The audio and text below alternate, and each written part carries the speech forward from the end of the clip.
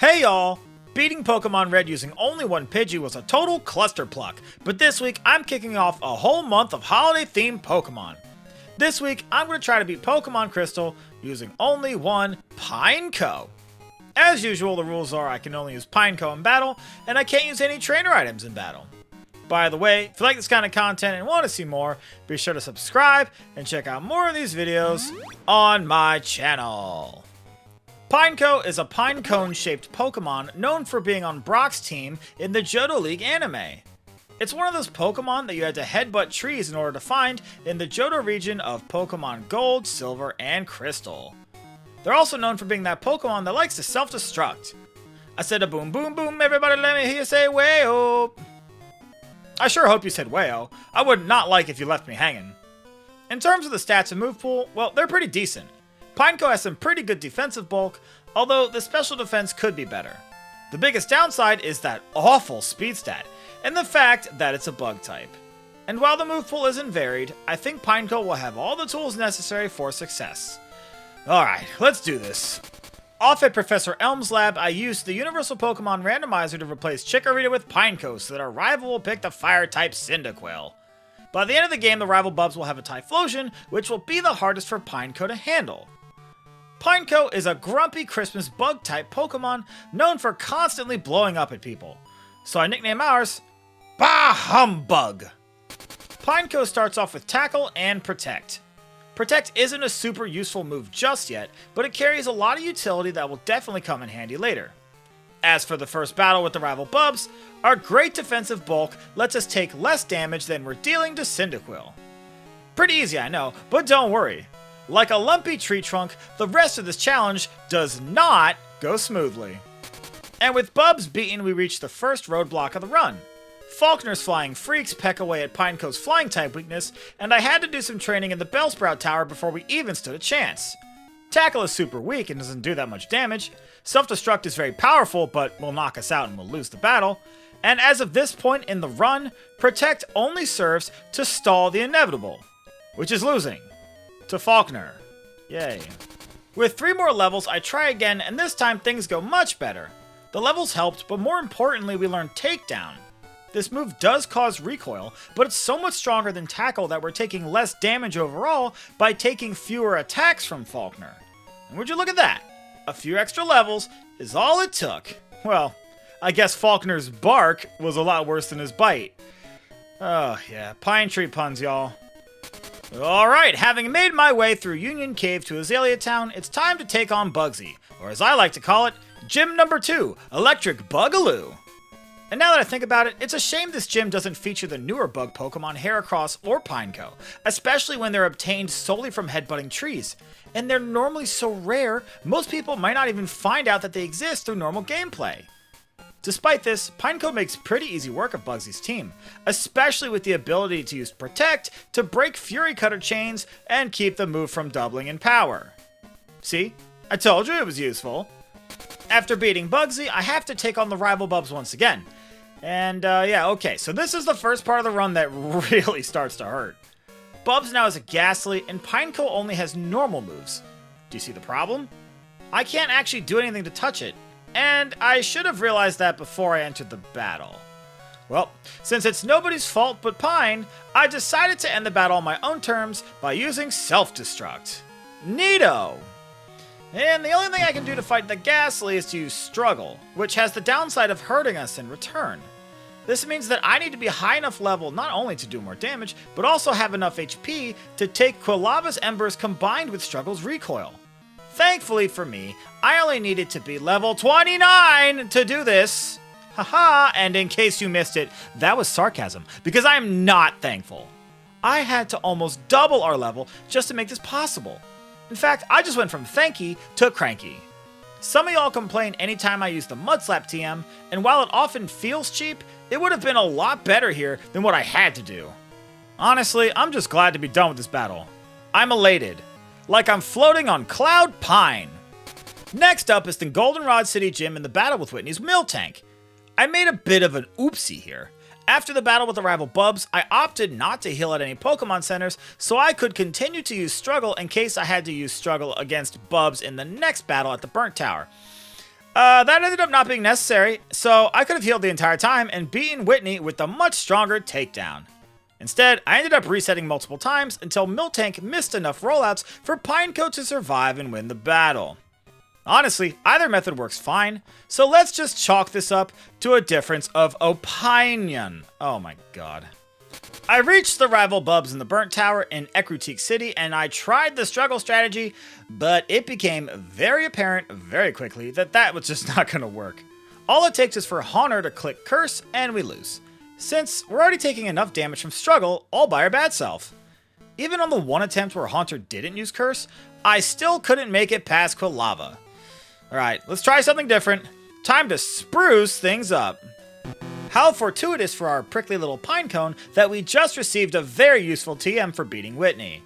Rollout is a 30 base power rock type move that doubles in power each turn that it hits for a possible 5 turns.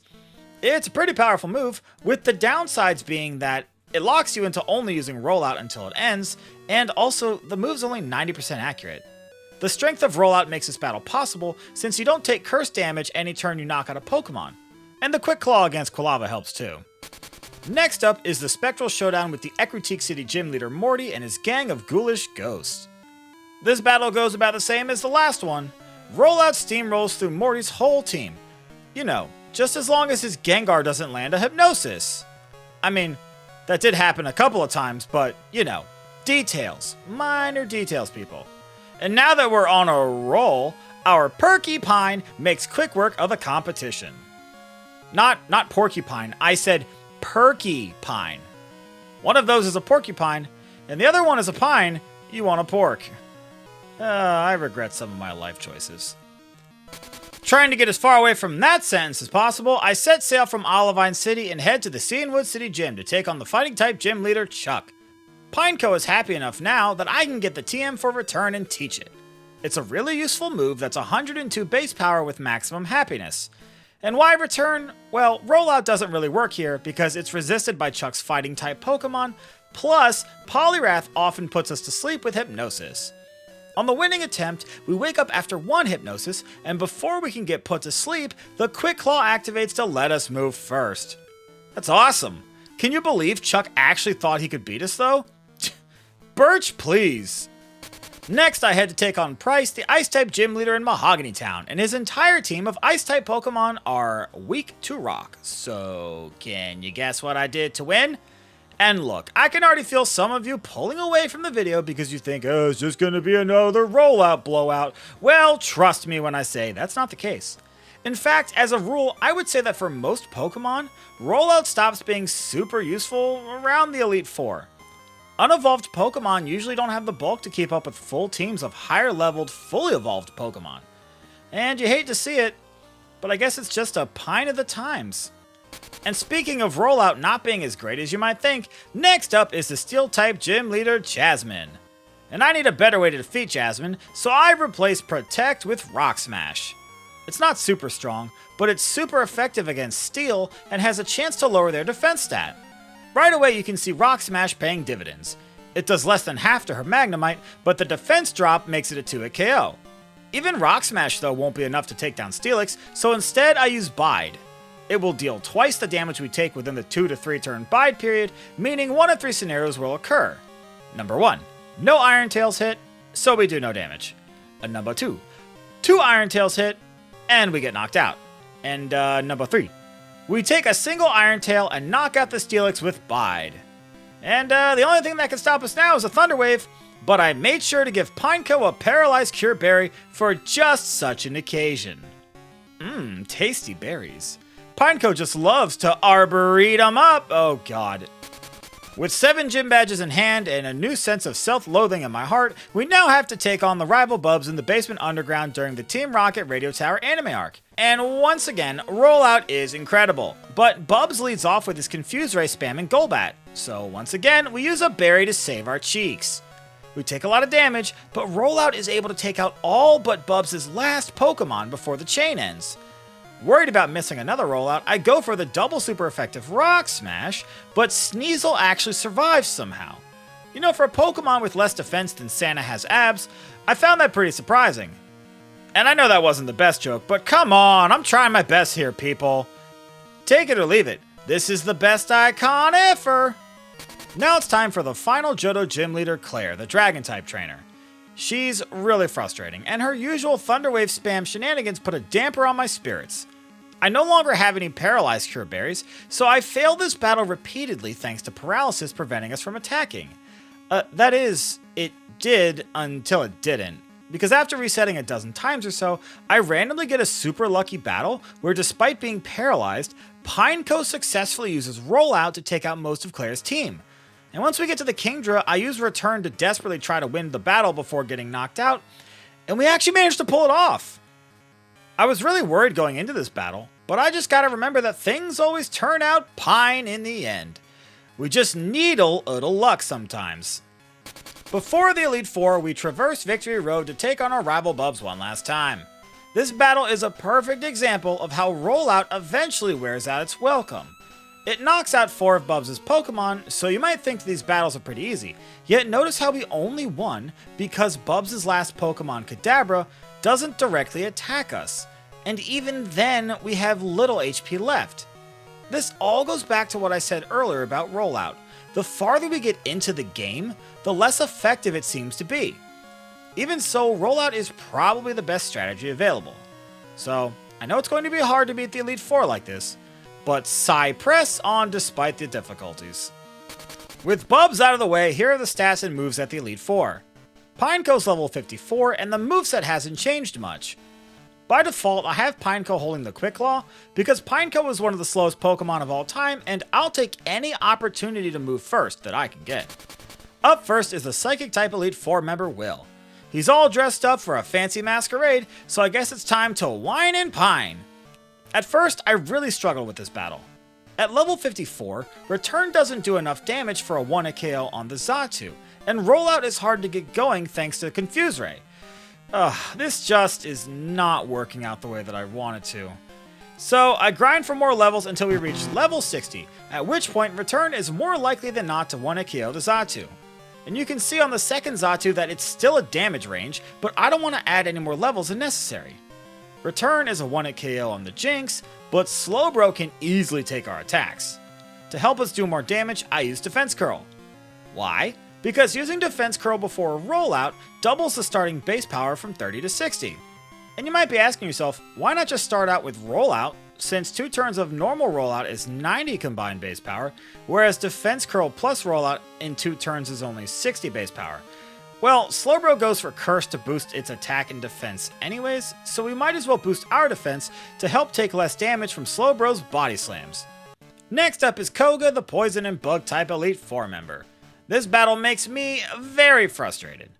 On top of Koga being annoying for any normal playthrough, it's even worse when you only have one Pokemon.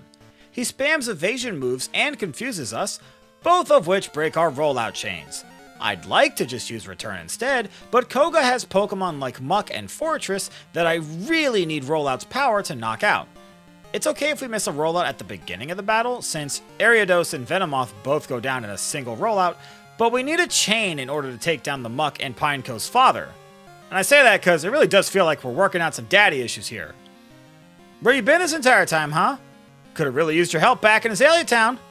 Do you not love me anymore, daddy? You don't reach out anymore. You used to call me on my cell cone. And that is proof that I've officially lost the plot. Next up is the fighting type Elite Four member Bruno. Pineco has high defense and resist fighting moves, but several of Bruno's Pokemon also have super effective moves like Fire Punch and Rock Slide. Things would be pretty rough if he led off the battle with an Onix, but oh, that's the other Bruno from Red and Blue. You know, same league, different coniference. Okay. Luckily for us here, his lead Hitmontop doesn't have any good moves to use against Pineco. I set up a Defense Curl and start using Rollout. And it's not going to be enough to sweep Bruno's entire team, but the most important thing is knocking out Bruno's Onix in a single hit. Otherwise, we'll just end up taking multiple Rock Slides. After that, Return is able to 2-hit KO the rest of Bruno's Pokemon for a surprisingly easy battle. Next up is the Dark-type Elite Four member Karen. And if Bruno was easy, this battle was his revenge. Karen's lead Scumbrion uses its usual frustrating tactics to lower our accuracy with Sand Attack. And it's pretty dang difficult to use rollout when your accuracy is lowered. Plus, even when we do knock it out, her Houndoom comes out and roasts our chestnuts on an open fire. I grinded until reaching level 70, at which point return is consistently a 2-hit KO on Umbreon. Still, I repeatedly lose this battle until the luckiest of all battles imaginable. It starts with a critical hit on her Umbreon for the one-shot, then our defense curl boosted rollout 1-hit kills the Houndoom. Vileplume goes down in a single hit, and then Quick Claw activates to let us knock out the Gengar before it can attack us. Murkrow comes out and we barely manage to survive a feint attack. And that's pretty crazy. Well, I'm glad that's over, because this whole thing was starting to drive me chestnuts. Now it's time for the champion battle with the last member, Lance the Dragon Master. This battle was bad. And you can tell right away things aren't exactly hunky-dory when we can't even get past the Charizard in the rain. How am I supposed to deal with this? I don't want to have to keep grinding, not after Karen. Can we just go back to before all this got so dang difficult? Oh, I pine for simpler days. This battle really illustrates the problem with rollout. The first few turns of the rollout combo leave Pineco completely open to taking attacks, and rollout loves to betray me by missing at the worst possible moment. Then again, I guess I shouldn't be surprised. After all, 'tis the season for treason! At level 75, I get one of the most insanely lucky battles of the entire run. To start off, I get 2 consecutive Quick Claw activations against the lead Gyarados, and no Rock Slide flinch from the Aerodactyl. Then, another Quick Claw activation against the Charizard to knock it out without taking a Flamethrower. And after that, the Quick Claw shenanigans calm down, but we've got so much health left over that Pineco is able to finish off Lance's 3 Dragonites lickety-split. And I don't know what level we would need to grind to in order to win without this kind of luck, but hey, I'll take it. It's just like the old saying, a stitch in time saves Pine. And with Lance defeated, we have finally conquered the Pokemon League, but you know the run isn't over yet. I'm always going to consider beating the final Trainer Red as the final boss of the run. Unless of course a Pokemon is just impossibly bad, and I'm tempted to say that this is the case for Pineco, but it's not quite that bad. So I set sail upon the SS Aqua to head over to Kanto to take on their 8 gym leaders to acquire all 16 badges to earn the right to challenge Red atop Mount Silver. And the first 7 gym leaders were not really worth talking about, so now it's time to take on the final Kanto gym leader, Blue. And this battle was a lot harder than I expected. Blue leads off with a Pidgeot, which can do super effective damage with Wing Attack. However, with Defense Curl, we're able to boost our defense high enough that Leftovers is healing more damage than Wing Attack is dealing. Rollout takes down Pidgeot in 2 hits, despite Mirror Move copying our defense curls, and Rhydon goes down in 2 rollouts, albeit setting up a Sandstorm. But all roads end at Arcanine. Flamethrower roasts us like a freshly baked scone, and there's not enough Leftovers recovery to successfully take on Gyarados on the follow-up. So you might be thinking, I only need a few more levels, right? Well, let's just cut to the chase, okay? I didn't win this battle until level 90. And even then, I had to teach Pineco Curse and Protect. Curse boosts attack and defense with the downside of lowering our speed. But that doesn't matter since we're already slow as molasses. By cycling between Curse and Protect, it keeps our health high with Leftovers recovery. And at this point, Rollout is no longer really necessary, since Return at +6 attack stages is enough to 1-hit KO Blue's Pokemon, so no point risking a miss. I still take tons of damage from Arcanine's Flamethrower, and there's still an Alakazam that we have to deal with. In the meantime, Exeggutor can only attack with Solar Beam, so I purposefully don't attack it so that I can repeatedly protect on the turn that Solar Beam would hit.